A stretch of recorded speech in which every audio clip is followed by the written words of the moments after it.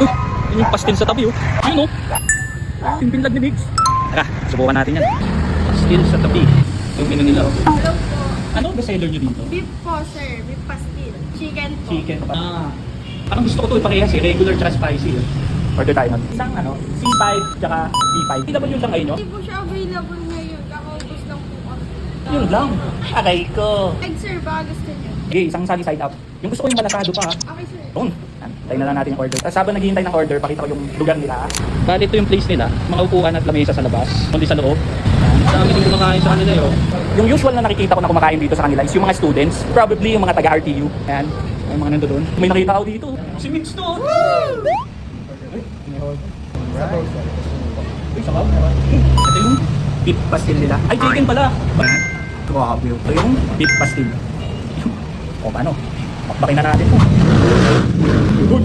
Huwag maingay lang. Meron sila ditong chili garlic kung gusto nyo pa ng extra nga. Siyempre ako, napangawi. Oh, kayo muna. Yun. Ako naman ha.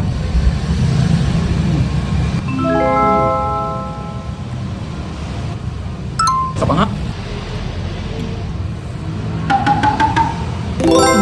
Nakatanggal pala yung vlogs ko. Ngayon ko lang napansin. Focus ako sa pagkain. Uy, nice oh. Malasado nga. Sinangju. Ah. Kasi isipin mo, starting at 21 pesos, makakabili ka na nito. At kanina ko pa nakikita to eh. For every pastil you buy, 1 peso goes towards the community outreach program. Sabi.